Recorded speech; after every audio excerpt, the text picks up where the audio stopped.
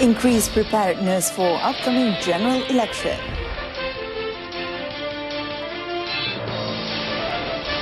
Local animation industry to be developed further.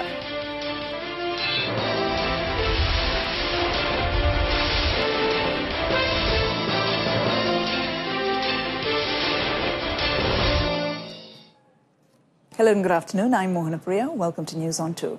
Barisan Nasional machineries in every state should step up its game as it prepares for the upcoming 14th general election to ensure a win for the party. Deputy Prime Minister Datuk Seri Dr. Ahmad Zahid Hamidi said this is a hint that the general election may take place soon. Tapi bacaan saya lah, dah dekat sangat lah. Dah dekat sangat ni. Kita bukan kempen ni, tak kempen lagi. Kita bersemuka saja. Tuan-tuan dan puan-puan, kita bersiap siaga, kita bersiap sedia. War cry kita atau slogan kita, BN hebat, negaraku hebat, rakyat hebat. Datuk Seri Dr. Ahmad Zahid said this in his speech at an event held at Dataran Pekan Sabtu, Penang, Kedah. Speaking in front of the locals, he said that the people should provide its support to the party as it defends the Penang Parliamentary and Sungai Tiang state seat and wrestles back for the Tokai state seat from the opposition. Meanwhile, at a separate event, the Barisan Nasional Party in Perlis have been challenged to regain back its seats in the state, especially the Salang and Indra Kayangan Assembly seats at the upcoming general election. Datuk Seri Dr. Ahmad Zahid said the party machinery should work harder to achieve the aim in winning the election.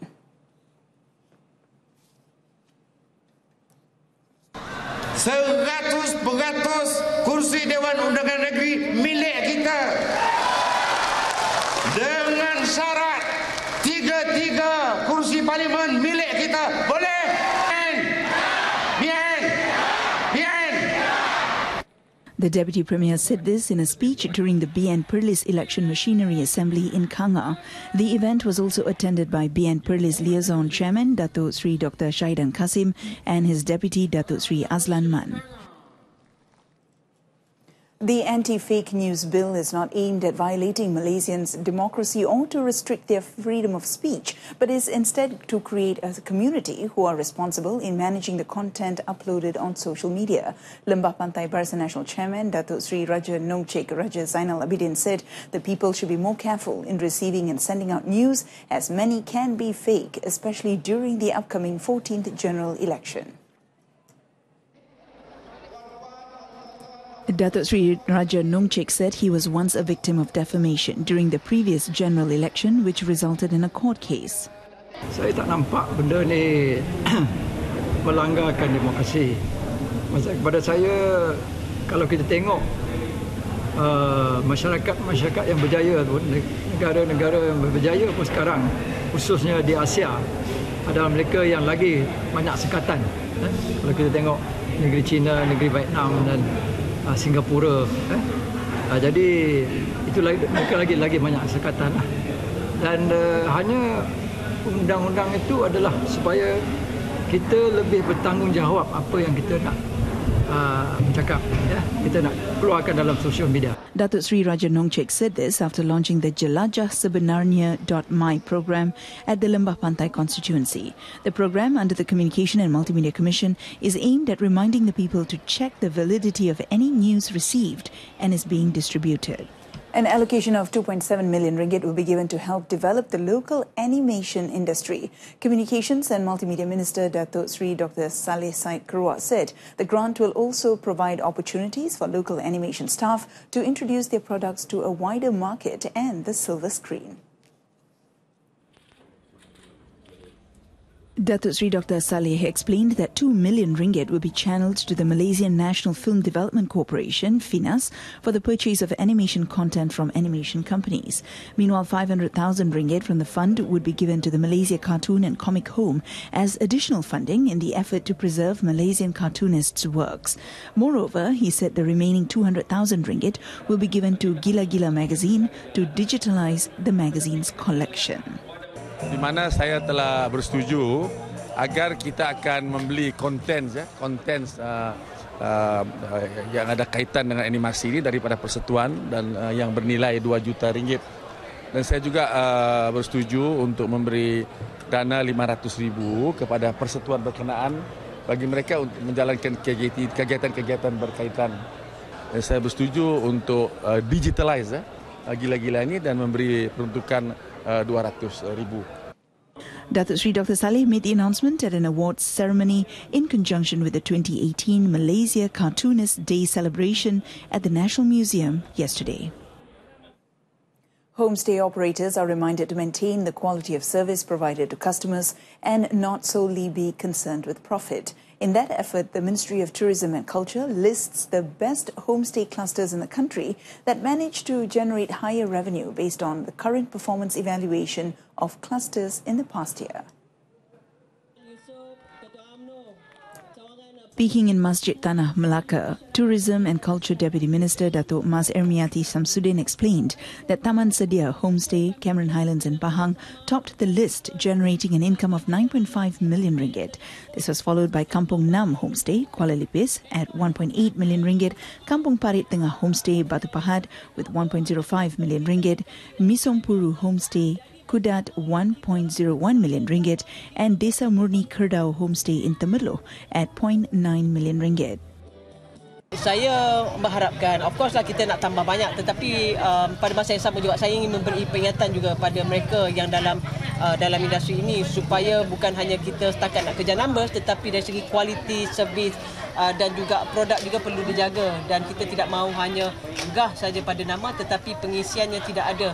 Maksudnya orang datang tempat kita, apa yang mereka ingin lihat, apa yang mereka ingin rasa, apa yang mereka ingin pertontonkan haruslah sama apa yang mereka baca.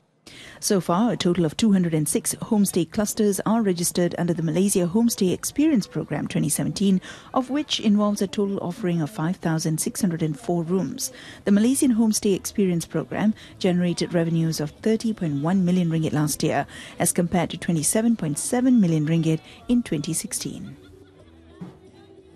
The young generation need to be given opportunities to assume higher posts in the future in accordance with the ever-changing times. According to the Public Services Commission Chairman Tan Sri Arpah Abdul Razak, this is in line with recent changes in the field of information technology and digitization.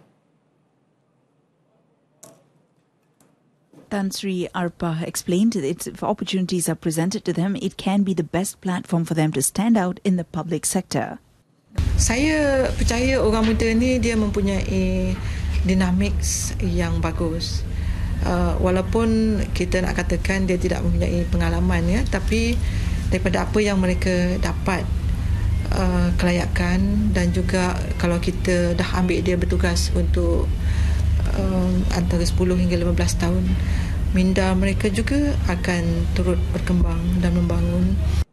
She spoke at a press conference for the Executive Talk Program, Public Service Policy and Related Issues SPA Perspective, held in Kota Baru. Meanwhile, Tan Sri Arpah said the development of technology has also led to the rebranding of a number of positions. In addition to a presentation, she also held a dialogue with the heads of department and senior officials who were present. Johor will be the first state in Malaysia to have a comprehensive cancer treatment centre. An initiative of the Sultan of Johor, the Tunku Laksamana Johor Cancer Centre will bring the latest cancer treatments to the state. Sultan of Johor, Sultan Ibrahim Sultan Iskandar said the centre is the fulfilment of a wish of the late Tunku Abdul Jalil, who died of liver cancer. It is my hope that with this new hospital, cancer patients will have the best of medical attention. And facility right here in Johor, That is why a portion of the money that this hospital makes will be channeled to help needy cancer patients and their families. We want this hospital to benefit poor cancer sufferers and their families. The Cancer Centre would be led by Singapore-headquartered healthcare specialist Asian American Medical Group, who specialise in the treatment, research and education of cancer. The first phase of the project will involve diagnostic facilities and the latest cancer treatment with a gross development value of 300 million ringgit. The centre will have a capacity of 30 beds a day and will be able to treat 7,000 patients a year. The second phase, however, covers inpatient services, including a special Sharia-compliant wing for female patients. Construction is expected to commence during the third quarter of this year, and the centre will begin operations in late 2020. Malaysia ended a 12-match winless drought with their biggest win in 23 years after hammering Bhutan 7-0 in a friendly at the National Stadium in Bukit Jalil last night, giving coach Tan Cheng Ho his maiden win. Zakwan Adha Razak scored 4 goals, including a first-half hat-trick for Malaysia's first victory in 16 months since last beating Cambodia 3-2 at the 2016 AFF Cup. The win saw Malaysia finally end their 12-match winless run on the international stage since November 2016. The result also surpassed Malaysia's previous biggest victory, beating Sri Lanka 6-0 in April 2012, also in a friendly at the Shah Alam Stadium.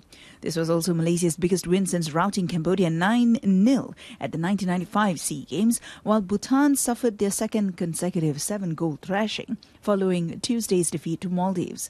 The fixture against the world number 188 Bhutan, who conceded 39 goals in their recent 6 matches, was certainly a mismatch from the start.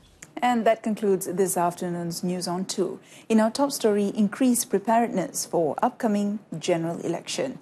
Join me again at 7 this evening. I'm Mohan Priya. Thanks for watching.